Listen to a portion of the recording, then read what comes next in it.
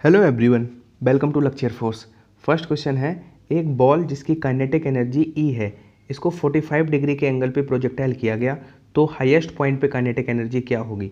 ये question air force और navy दोनों ही एग्जाम्स में रिपीट हो चुका है, तो ध्यान से समझना इसका कॉन्सेप्ट क्या है। तो देखो, अगर हम बात करें प्रोजेक्टाइल मोशन में, तो इस तरह का कुछ पाथ होता है पैराबोलिक।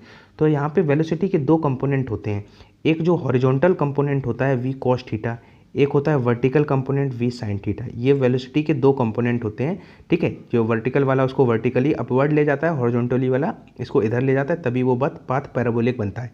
अब बात करें, अगर इसका ये जो क्वेश्चन है ये बहुत पूछा जाता है वेरियस एग्जाम्स में।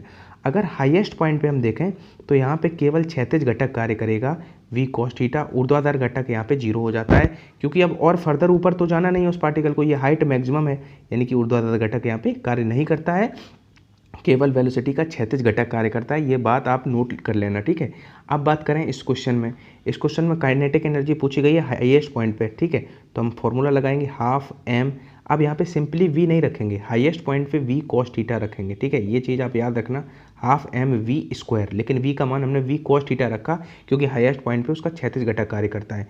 अब ये हाफ एम वी स्क्वायर, तो ये इतना हो जाएगा हाफ एम वी स्क्वायर, और cos square theta, cos theta का मान होता है कॉस थीटा का मान 45 दिया हुआ है, तो कॉस 45 का मान 1/√2, उसका भी स्क्वायर करेंगे 1/√2 का, तो वो हमें मिल जाएगा 1/2, यानी कि फाइनली जो वैल्यू आएगी ये 1/2, यानी कि ये हाफ एम वी स्क्वायर बटे 2 आ गया, हाफ एम वी स्क्वायर बटे 2, यानी कि k/2, ठीक है, E/2, काइनेटिक एनर्जी का आधा आ गया, तो ऑप्शन ए हमारा सही हो गया। और ये क्वेश्चन मुझे लगता है कि 80% बच्चों ने खुद से कर लिया होगा, क्योंकि ये इजी भी है, इंपॉर्टेंट भी है, बहुत सारे प्रैक्टिस सेट में मिल जाएगा। लेकिन इससे जो आपको मैंने सिखाया उससे अभी कैसा क्वेश्चन एक बना था, अब मेरी बात ध्यान से सुनना। अगर आपसे एक क्वेश्चन पूछा जाए कि प्रोजेक्टाइल मोशन में हाईएस्ट पॉइंट पे जो वेलोसिटी है वो इनिशियल का आधा है, क्वेश्चन आपसे कह दिया जाएगा इनिशियल वेलोसिटी u है और हाईएस्ट पॉइंट्स पे उसका आधा है, तो आप रेंज फाइंड करो, परास फाइंड करो। ऑप्शन होंगे u²/g, 2u²/g, या √3/2 u²/g, या एक ऑप्शन है 0, एक ऑप्शन है नन ऑफ दिस, ठीक है। रेंज 0 का क्या मतलब है, नन ऑफ दिस। अब मैं आपको बताऊं कि अगर आपसे ये क्वेश्चन पूछ दिया तो आप इसको कैसे करोगे। आपने चीज़ों को रटना नहीं है, सिंपली आपको सोचना है। आपसे कहा गया कि हाईएस्ट पॉइंट पे जो है इनिशियल वेलोसिटी का आधा है वेलोसिटी। अब हमने आपको अभी सिखाया ये हाईएस्ट पॉइंट वाला स्पेशल केस होता है, और यहाँ पे जो हाईएस्ट पॉइंट पे वेलोसिटी कितनी दी है, u/2, कितनी दी है, u/2, लेकिन हाईएस्ट पॉइंट पे जो बेटा है वेलोसिटी होती है वो u cos थीटा होती है। तो इस तरह से u से u कट जाएगा, cos थीटा बराबर 1/2 मिल गया। 1/2 cos में कितने का मान होता है, 60 का, तो थीटा का मान कितना मिल गया, 60 अंश। अब थीटा का मान 60 डिग्री मिल गया, जो कंडीशन दी हुई थी वो इसलिए थी कि आप थीटा फाइंड कर लो। अब थीटा फाइंड लगा दो, क्या होता है u²sin2θ/g, u²sin2θ, 2θ का मतलब थीटा में 2 का गुणा, sin 120, sin 120 का मान √3/2, तो √3/2 u²/g इसका आंसर है। और ये क्वेश्चन और जो इसके ऑप्शन है ये एक्चुअली एग्जाम में आए हुए हैं। अवतल लेंस किस प्रकार का है, मतलब कनकेव जो लेंस है उसका नेचर कैसा है, कन्वर्जिंग है कि डाइवर्जिंग है। तो दो फैक्ट यहाँ से आप लिख लो, और कभी भी इजी चीज़ों को अंडर एस्टिमेट नहीं करना चाहिए, क्योंकि सब कुछ आएगा आपके एग्जाम में। तो देखो, जो अवतल है कनकेव है वो आपका डाइवर्जिंग है, ठीक है, इसका आंसर हो जाएगा ये। लेकिन अगर उत्तल लेंस की बात करी जाएगी तो वो अभिसारी यानी कि कन्वर्जिंग हो जाएगा, यानी कि ये हो जाएगा कन्वेक्स के लिए। अब अगर आप भूल जाते हो, कन्फ्यूज हो जाते हो, क्योंकि चीज़ें इजी वाली इनका देखने में सिमिलर है, तो आप कन्फ्यूज भी हो सकते हो। तो इसको ऐसे याद कर लेना, जो ह्यूमन आई होती है, मनुष्य की आँख होती है, उसमें कौन सा होता है, उत्तल लेंस। वो किस तरह का लेंस है, अगर पूछा जाए कि मनुष्य की आँख किस प्रकार का लेंस है, क्योंकि वो फोकस बनाती है रेटिना पे, तो डाइवर्जिंग तो नहीं हो सकता। अगर डाइवर्जिंग होता तो फोकस बन पाता, कन्वर्जिंग है, यानी कि उत्तल है वो कन्वर्जिंग है, अवतल डाइवर्जिंग है। और ये तो आपको पता ही होगा कि जैसे इसकी बात करें तो ये एज पे थिक होता है कंपैरेटिवली उसके सेंटर के। तो इस तरह के क्वेश्चन भी पूछे जाएंगे, पूछा जाएगा कि मान लो उत्तल लेंस दे दिया, कहा गया, और ऑप्शन है मध्य में मोटा, किनारों पे पतला, किनारों में मोटा, मध्य में पतला। तो कहने का मतलब ये है कि ये आपके लिए अलार्म होते हैं जो इजी क्वेश्चन, कि पीछे जो आप पढ़ चुके हो उनको रिवाइज प्रॉपर करो। जैसे ये लेंस है जो वो निकट मायोपिया अगर हो गया किसी एक आँख में, तो निकट दृष्टि दोष के निवारण के लिए इस लेंस का यूज किया जाता है, और हाइपरमेट्रोपिया दूर दृष्टि दोष के लिए, उत्तल लेंस का यूज करा जाता है। ठीक है, तो ये सारे सिलेंडर की आपका जो जरा दूरदृष्टि दोष होता है उसके लिए क्या होता है, बाईफोकल किसके लिए होता है, तो आप ये चीज़ें भी देख के जाना। ठीक है, पीछे का जो पढ़ चुके हो उसको प्रॉपर रिवाइज भी करते रहो, क्योंकि 25 क्वेश्चंस में से मैं फिर कहता हूँ 15 क्वेश्चन ऐसे होंगे जो ट्रेडिशन वाले होते हैं, जो इन जनरल आते हैं, हर साल पूछे जा रहे हैं, तो वो आएंगे ही आएंगे। बाकी जो आपकी फाइट है वो 10 क्वेश्चन की है, लेकिन इसके चक्कर में आप इनको भूल मत जाना। दर्पण जो है 2 मिरर हैं वो 120 डिग्री पे इंक्लाइंड है, तो नंबर ऑफ इमेजेस कितने होंगे। देखो इस क्वेश्चन के लिए आपको क्या करना है, सबसे पहले जो एंगल आपको दिया रहे 360 में उसे डिवाइड करके देखना। जो भी एंगल है अगर डिवाइड करके देखोगे, अगर जो डिवाइड करने पे मान लो यहाँ पे 90 होता, तो डिवाइड करने पे अगर इवन आ जाए, सम संख्या आ जाए इवन, तो आपको कुछ सोचना ही नहीं है, सीधा जो संख्या आई उसमें से एक घटा के हमको आंसर लिख देना है। और आप कंफ्यूज मत होना, मैं बहुत रिसर्च करके लाता हूँ चीज़ें, आपको एकदम से आपके हिस्से की मेहनत मैं करता हूँ, आपको कुछ भी नहीं सोचना है। अगर 360 में अगर डिवाइड किया और आपका कोई सम संख्या आ गई, जैसे 90 होता तो 4 आता, तो आप एक घटा के लिख दोगे, आंसर 3 हो जाएगा। ठीक है, मैं मान लो 60 से डिवाइड करते हैं 360 में, ठीक है, तो 6 बार कटा तो आंसर सीधा 5 हो जाता। यानी कि अगर डिवाइड करने पे कोई इवन सम संख्या आती है तो एक घटा के लिख दिया, नो प्रॉब्लम। अब प्रॉब्लम कहाँ आएगी, नंबर ऑफ इमेजेस अगर ऑड, मान लो 360 से हमने 120 में डिवाइड किया, तो अब की बार हमारा जो है वो 3 आ गया। क्या आ गया, 3 आ गया। तो अब आंसर 3 रखें या एक घटा के लिखें, ये डिपेंड करेगा कि वो सिमेट्रिक हैं या नहीं। अब देखो मैं आपको बताऊं, मान लो ये 2 प्लेन मिरर हैं, ये 120 पे अगर इस तरह से इंक्लाइंड है, यहाँ पे कोई रखा है कि ये भी 60 है और ये भी 60 है, अगर केस सिमेट्रिक का है तो एक घटा के लिख देंगे, तो आंसर हमारा 2 आएगा। बात समझ रहे हो। अगर पहली बात तो इवन आया तो हमें कुछ सोचना नहीं, एक घटा के लिख दिया। लेकिन इसमें ऑड के केस में भी अगर सिमेट्रिक है, 60 डिग्री दोनों हैं, अगर मान लो 60 होता तो ये 30 है, मतलब सिमेट्रिक है, तो फिर हम एक घटा के लिखेंगे। लेकिन अगर सिमेट्रिक नहीं, मान लो 120 है तो ये मान लो तुम्हारा है 90 और ये है 30, ठीक है, ये है 30, तब क्या करोगे, तब आप वही लिखोगे जो आपका डिवाइड करने पे आया था। ठीक है, तब आप वही लिखोगे जो डिवाइड करने पे आया था। लेकिन सर इसमें तो सवाल में नहीं कहा गया कि ये सिमेट्रिक है कि नॉन सिमेट्रिक है, अनसिमेट्रिक है, तो इसमें क्या करें। तो अगर ये डिफाइन ना किया जाए कि सिमेट्रिक है कि सिमेट्रिक नहीं है, तो आप वहाँ पे सिमेट्रिक कंसीडर करोगे और एक घटा के आंसर लिखोगे। ठीक है, अब मैं आपको फाइनली कंक्लूड कर दूं कि आपने क्या करना है, ऐसे क्वेश्चन में 360 में डिवाइड करके देखना है। अगर n हमेशा आंसर n-1 होता है, चाहे इवन हो चाहे ऑड हो, बस ऑड की कंडीशन में एक, अगर वो नॉन सिमेट्रिक है, सिमेट्रिक नहीं है, तब आंसर n ही होता है। ये पॉइंट आप लिख लेना कहीं। ठीक है, और तो अगर मैं बात करूं, जैसे अब ये क्वेश्चन वैसे देखा जाए तो सही नहीं है। ठीक है, और अभी जो एयरफोर्स में पूछा गया था उसमें भी उन्होंने डिफाइन नहीं किया था कि सिमेट्रिक है कि नॉन सिमेट्रिक है। बाकी मैंने आपको वो कॉन्सेप्ट बता दिया जो एक्चुअली है। ठीक है, अगर आपसे मान लो, अब तो आप समझ गए पूरा इसका सिस्टम। अगर आपने डिवाइड करके देखना है सबसे पहले, अगर एक सम संख्या आती है तो एक घटा के लिख दिया, और ओवरऑल आप घटा के ही लिखो। अगर वो डिफाइन नहीं कर रहा है कि वो सिमेट्रिक है कि नॉन सिमेट्रिक है या क्या है, तो सिंपली सवाल आया, चाहे वो इवन हो चाहे ऑड हो, कुछ भी हो, आप ये करके सीधा लिखो। अगर मान लो, अगर सर ये पूरा पूरा डिवाइड नहीं हो रहा है, मान लो कोई ऐसा एंगल मैं ले लेता हूँ, 360 बचे, मान लो मैं 50 ले लिया मैंने। ठीक है, 50 से पूरा पूरा डिवाइड नहीं हो रहा है, तो इसके नियरली कौन सा डिवाइड हो रहा है, इसके नियरली 7, 350 पूरा पूरा कट रहा है, तो नियरली 7 टाइम्स जा रहा है, तो नंबर ऑफ इमेजेस कितने हो जाएंगे, 7 हो जाएंगे।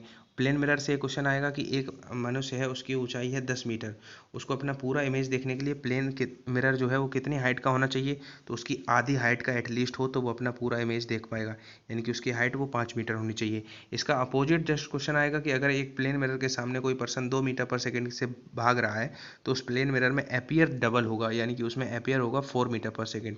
ये जस्ट वैसा ही है जैसे मून पे ग्रेविटी 1/6 हो जाती है, तो उसका वेट पर्सन का तो 1/6 हो जाता है, लेकिन अगर वो छलांग लगाता है तो 6 गुना ऊपर तक लगा लेता है। सिमिलरली यहाँ पे अगर हाइट की बात करें तो वो आधा होना चाहिए, लेकिन अगर इसमें भाग रहा है तो एपियर वो डबल स्पीड से होगा। ठीक है, तो इस क्वेश्चन का आंसर क्या हो जाएगा, यहाँ पे डिफाइन नहीं किया है कि सिमेट्रिक है कि नॉन सिमेट्रिक है, तो 360 से हमने डिवाइड किया 120, अब हमने काटा 3 आया, लेकिन हम एक घटा के लिखेंगे 2। अगर आपसे क्वेश्चन ऐसे पूछा जाए कि 2 दर्पण हैं 120 डिग्री के कोण पे रखे गए हैं, तो नंबर ऑफ इमेजेस का रेशियो बताओ सिमेट्रिक से नॉन सिमेट्रिक का, या सिमेट्रिक नॉन सिमेट्रिक से सिमेट्रिक का। ठीक है, तो नॉन सिमेट्रिक अगर हैं सिमेट्रिक नहीं है तो नंबर ऑफ इमेजेस हो जाएंगे 3, और सिमेट्रिक से रेशियो बताना है तो सिमेट्रिक में 1 घटा के लिखेंगे 2, तो 3:2 रेशियो। देखो कितना फेमस क्वेश्चन है ये। 2 सेल्स जिनमें ईच का EMF E है, इंटरनल रेजिस्टेंस R है, तो फिर जो है मैक्सिमम पावर। अब यहाँ पे बहुत सारे बच्चे बी ऑप्शन के साथ जाएंगे जो कि गलत हो जाएगा। अब देखो मैं आपको बता दूँ पहले, अब इस कंडीशन के लिए क्या होगा कि मैक्सिमम पावर के लिए जो है internal resistance should be external और इंटरनल जो है वो इक्वल होने चाहिए, और जो मैक्सिमम पावर होता है वो होता है E²/4R। ये पहले तो 2 पॉइंट आप लिख लो, क्योंकि कई बार ऑप्शंस भी दिए जाएंगे मैक्सिमम पावर का। पहला ऑप्शन E²/2R, E²/8R, E²/16R। तो जो मैक्सिमम पावर होगा वो कितना होगा, E²/4R।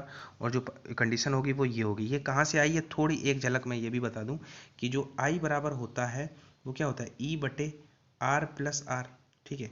और पावर क्या होता है, P बराबर I²R।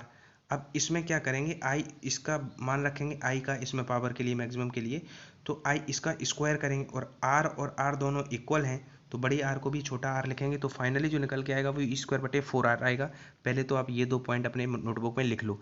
लेकिन यहाँ पे सर आपने बताया था कि इंटरनल रेजिस्टेंस इक्वल होना चाहिए एक्सटर्नल के, तो यहाँ पे बी ऑप्शन क्यों नहीं है, क्योंकि क्वेश्चन आपने ध्यान से नहीं पढ़ा। 2 सेल्स जिनमें ईच का E और इंटरनल R है, अगर 2 सेल हैं, एक इसका भी इंटरनल R है और इसका भी इंटरनल R है, और पैरेलल जुड़े हैं, तो रिजल्टेंट जो इंटरनल रेजिस्टेंस होगा वो R/2 हो जाएगा।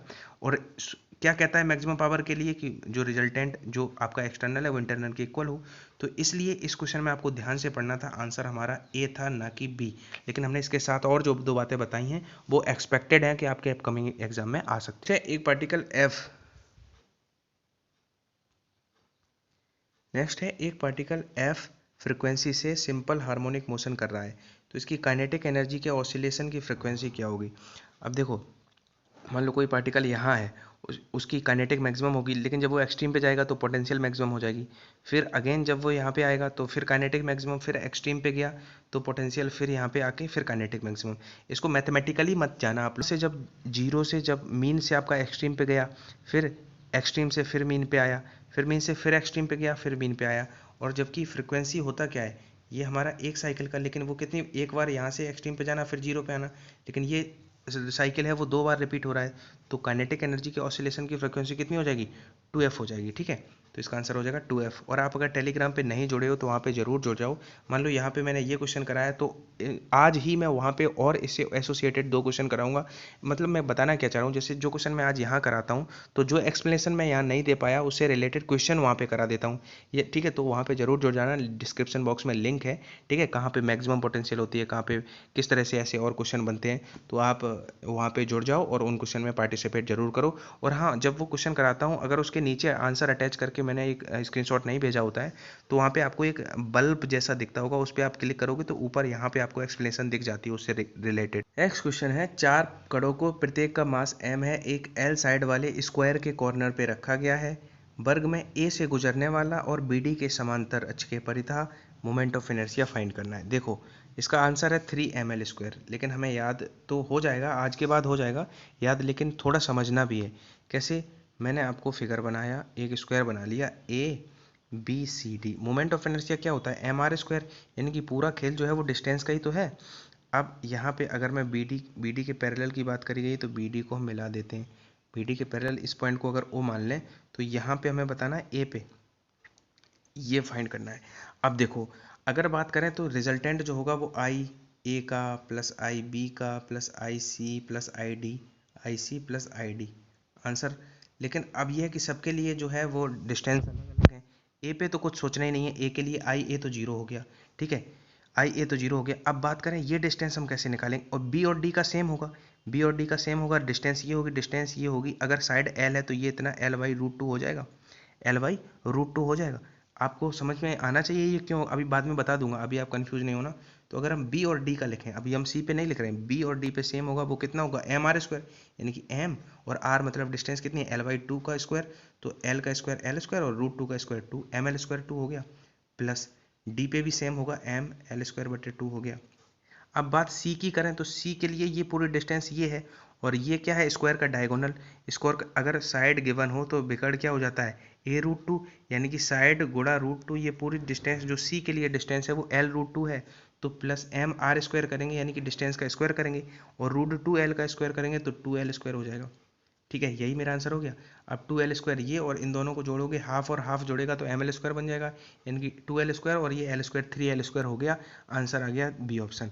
अब मैं आपको बताऊं, जिसको ये समझ में ना आया हो कि ये डिस्टेंस कैसे हो गई l/√2, तो वो थोड़ा समझ लो। अगर बात करें हम यहाँ से अगर देखें तो मैंने कौन सी डिस्टेंस, ये वाली डिस्टेंस है, अगर ये यहाँ पे मान लो इसका ये मिड पॉइंट है, तो ये वाली डिस्टेंस अगर यहाँ पे ये मिड पॉइंट है मिला दें तो ये l/2 हो जाएगी और ये वाली भी l/2 हो जाएगी। अब पाइथागोरस लगाएंगे तो ये वाली हमारी l/√2 हो जाएगी, तो इसलिए ये l/√2 कर ली थी, ये डिस्टेंस बी और डी के लिए। और यहाँ के लिए ये इसका बिकड़ था, तो बिकड़ क्या होता है, अगर किसी भी स्क्वायर की साइड ए हो तो बिकड़ होता है a√2, इसलिए सी के लिए करस्पॉन्ड जो लेंथ थी वो l√2 हो गई थी। आंसर आ गया 3ml स्क्वायर। थोड़ा मॉडरेट था लेकिन यही वो क्वेश्चन है। देखो बहुत सारे बच्चों को समझ में नहीं आया होगा, वीडियो छोड़ के यहाँ पे गए होंगे बहुत सारे बच्चे, या स्किप करके आगे बढ़ गए होंगे, लेकिन औरों से अलग भी तो होना है। ठीक है, औरों से अलग होना है तो ऐसे क्वेश्चंस पे भी कमांड बनानी पड़ेगी। और जो ये क्वेश्चन और इसके बाद वाले 2 क्वेश्चन हैं वो बच्चों द्वारा भेजे गए क्वेश्चन हैं, तो मैंने सोचा इस वीडियो में उनको भी इंक्लूड कर लेता हूँ। तो आप लोग परेशान नहीं होना, इन पे भी समझने की कोशिश करो। व्हाट्सएप पे किसी बच्चे ने भेजा है कि सर मैंने सेट लगाया, ये क्वेश्चन उसमें पूछा गया था। वैसे इतना कैलकुलेटिव क्वेश्चन नहीं पूछा जाएगा, लेकिन अगर आया तो आपने क्या करना है कि फॉर्मूला लगा के, और इसका कोई शॉर्ट ट्रिक तो मुझे नहीं पता है, कि वही अब m1 m2 m3 दिए गए हैं, x1 x2 x3 है, y1 y2 y3 है, तो डिपेंड करेगा आप कैलकुलेशन कितनी जल्दी करोगे। वही फॉर्मूला लगा तो सेंटर ऑफ मास का m1 x1 m2 x2, और इसमें बस हाँ एक चीज़ मैं बता सकता हूँ, m3 x3 बटे m1 plus m2 plus m3, m1 plus m2 plus m3, comma similar m1/1 m2/2 वाला भी लगाओगे। अगर इनका सबका जो एक पहला वाला सबका डिफरेंट है, पहला वाला सबका आप देख रहे हो डिफरेंट है, और दूसरा वाला इन दो में सेम है, आप ये चीज़ें सीखो। तो हम दूसरा वाला फाइंड नहीं करेंगे, वाई वाला पोर्शन फाइंड नहीं करेंगे, पहले ही वाला पोर्शन फाइंड कर लेंगे, तो पहला वाला पोर्शन केवल वही आ जाएगा आंसर, क्योंकि सारे ही जो है वो डिफरेंट है। तो यानी कि y1 वाले पोर्शन पे कैलकुलेट नहीं करेंगे। सिमिलरली अगर यहाँ पे y1 वाले सभी डिस्टिंक्ट ऑप्शन होते और इसमें अगर 2 सेम होते तो हम y वाले पे काम करते, तो हम x वाले पे काम करेंगे। तो 1 मिनट में ये आप कर सकते हो। तो m1 2 है, x1 2 है, m1 x1 प्लस m2 1 है, और x2 हमारा -1 है, -1, 2 है तो -1, प्लस m3 हमारा 2 है, और हमारा जो है x3 0 है। आप देख लेना अगर गलती हमसे कैलकुलेशन में हो जाए, और नीचे तीनों को जोड़ के लिख दो, 5 हो गया। तो देखो ये 2 से 2 का गुणा हुआ 4 हुआ, और ये -1, तो 4 -1 यानी कि 3/5, और 3/5 को अगर हम कैलकुलेट करें तो 0.0 लगाया तो 0.6 आया, यानी कि ये ऑप्शन होना चाहिए। अब हमने इसमें क्या सीखा, हमने कैलकुलेशन को मिनिमाइज करना सीखा। आप देखो अगर x वाला भुज और कोटि, अगर x वाला अलग है, सब सारे डिफरेंट है तो x फाइंड कर लो, अगर y वाले सारे डिफरेंट है तो y फाइंड कर लो। यानी कि हमें तो अल्टीमेटली ऑप्शन को हिट करना है, और क्या हमें वहाँ पे अपनी स्किल्स शो करनी है। पैरेलल प्लेट कैपेसिटर का जो कैपेसिटेंस है वो 20 माइक्रोफेरेड है। अगर प्लेटों के बीच की दूरी हाफ कर दी जाए तो अब नया जो कैपेसिटेंस है, नई धारिता है, वो क्या होगी। तो जो कैपेसिटेंस का फॉर्मूला होता है, एक तो ये होता है 4πε0 r। ये क्यों बताया, क्योंकि r रेडियस के डायरेक्टली प्रोपोर्शनल होता है कैपेसिटर, लेकिन इसमें तो बीच की दूरी नहीं आई। हम बात कर रहे हैं पैरेलल प्लेट कैपेसिटर की, तो 2 प्लेटें होंगी तब तो बीच की दूरी होगी। तो उसके लिए फॉर्मूला होता है K/ε0/d। ठीक है, तो यहाँ से हमें ये फॉर्मूला याद नहीं रखना है, हमें याद रखना है कि प्लेट के बीच की दूरी के इनडायरेक्टली प्रोपोर्शनल है। अगर प्लेट के बीच की दूरी हमारी 2 गुनी कर दी जाएगी तो धारिता आधी हो जाएगी, और अगर वो बीच की दूरी अगर आधी कर दी जाएगी तो धारिता 2 गुनी हो जाएगी। यानी कि ये बहुत केयरफुली पढ़ना, अगर यहीं पे बीच की दूरी आधी ना करके 2 गुनी करी जाती तो आंसर हमारा 20 से 10 हो जाता, लेकिन क्योंकि ये बीच की दूरी हमारी कैसी करी आधी करी गई है, तो ये आधी का मतलब अगर ये हाफ हुआ है तो ये डबल हो जाएगा, यानी कि कैपेसिटेंस 20 से कितना हो जाएगा, 40 हो जाएगा। तो क्वेश्चन को बहुत ध्यान से पढ़ना है। आर रेडियस के किसी, देखो ये क्वेश्चन व्हाट्सएप पे एक बच्चे ने भेजा था, what is the minimum velocity with which a body of mass m must enter a vertical loop radius r it can complete the loop. मतलब एक आप हिंदी में भी पढ़ सकते हो। पहले तो आप इसमें कंफ्यूज हो जाओ कि मिनिमम वेलोसिटी पूछा है तो हाईएस्ट पॉइंट पे मिनिमम होती है जी आर, ये आपके एग्जाम का क्वेश्चन नहीं है, ये IIT और नीट दोनों ही एग्जाम में ये क्वेश्चन आ चुका है। पहली बात तो अगर इन केस, पहली बात तो 10% चांस है आपके एग्जाम में आएगा ये, और 90% ऐसे क्वेश्चन, इतने लेवल के क्वेश्चन एक्सपेक्टेड नहीं है ग्रुप एक्स में और AA किसी में भी। लेकिन स्टिल अगर आ गया तो आप इसको कंफ्यूज नहीं हो जाना कि मिनिमम वेलोसिटी पूछिए तो मैक्सिमम पॉइंट पे मिनिमम होती है 5 GR। इसका आंसर ये है 5 GR। अब इसका कैलकुलेशन कैसे हुई है वो मैं बता सकता हूँ आपको। हाफ एम जो आपका बॉटम के लिए आप सपोज यहाँ पे बी लगा देते हैं, is equal to half M आप टॉप के लिए आप VT का स्क्वायर इंटू यहाँ पे एनर्जी कंजर्वेशन लगा दिया अगर। तो देखो हाफ, अब हमें क्या बताना है कि मिनिमम वेलोसिटी। अब इसमें क्या है कि हाफ एम आपका हाईएस्ट पॉइंट पे अगर यहाँ पे अगर हम बॉटम टॉप की बात करें तो टॉप पे क्या होता है, हाईएस्ट पॉइंट पे मिनिमम होती है GR होती है। तो GR का स्क्वायर करेंगे तो GR अंडर रूट खत्म हो जाएगा तो GR हो जाएगा, ठीक है। प्लस mg, h क्या है, h उसकी R रेडियस ये है, लूप की R रेडियस ये है, तो उसकी ओवरऑल हाइट जो है वो 2R हो जाएगी, यानी कि mg और इंटू 2R, ठीक है। अब इन दोनों को जब आप अब इसमें mgr और mgr अगर आप क्या कर लो, mgr और mgr आप कॉमन ले लो तो इधर 1/2 बचेगा प्लस 2 बचेगा, यानी कि 5/2 बचेगा, यानी कि इधर बचा 5/2 mgr, ठीक है। इधर क्या बचा 5/2 mgr, और इधर क्या है हाफ mv आपका बॉटम पे स्क्वायर, तो आपका 2 से 2 कट गया, m से m कट गया, तो v स्क्वायर बराबर क्या आ गया 5 आपका m से m कट गया 5gr क्या आ गया v स्क्वायर। जब इसका स्क्वायर रूट लेंगे तो आएगा 5gr। इतने वेलोसिटी से तो वो कंप्लीट वो लूप को कर लेगा। पहली बात तो ये क्वेश्चन आपके क्वेश्चन से बिल्कुल अलग है, ठीक है। मैंने कोशिश की है लेकिन इसमें आप कंफ्यूज नहीं होना, और जो बच्चे ये सोच के डरना नहीं कि ऐसे क्वेश्चन क्या आएंगे, ये वो क्वेश्चन नहीं। हाँ, आपको ये याद रखनी है कि आपसे कहा जाएगा कि अगर वृत्ताकार मार्ग में मान लो किसी उसको जो है एक बाल्टी को घुमाया जाए तो उससे पानी ना फैले, तो उसके लिए बेसिकली आपको 2 बातें याद अगर रख पाओ कि सर्कुलर मोशन में हाईएस्ट, मान लो एक कंकड़ पत्थर है हमने बांधा और उसको इस तरह से घुमा रहे हैं, तो हाईएस्ट पॉइंट पे जो है मिनिमम होता है वेलोसिटी वो होता है GR, और लोएस्ट पॉइंट पे मैक्सिमम होता है वो होता है 5GR, ठीक है 5GR, और मिड में होता है 3GR। तो ये 3 फॉर्मूले, इन फॉर्मूले के बेस पे यार छोटा मोटा न्यूमेरिकल तो बन सकता है, लेकिन आपका ये वाला क्वेश्चन जो है आपके लिए नहीं था, लेकिन इसका आंसर आप याद रखना 5GR में भी अगर सीधा सीधा आ गया डेटा के साथ तो आपको आंसर याद है सीधा लगा देना, ठीक है। और टेलीग्राम पे जुड़ जाओ, डिस्क्रिप्शन में लिंक दिया हुआ है।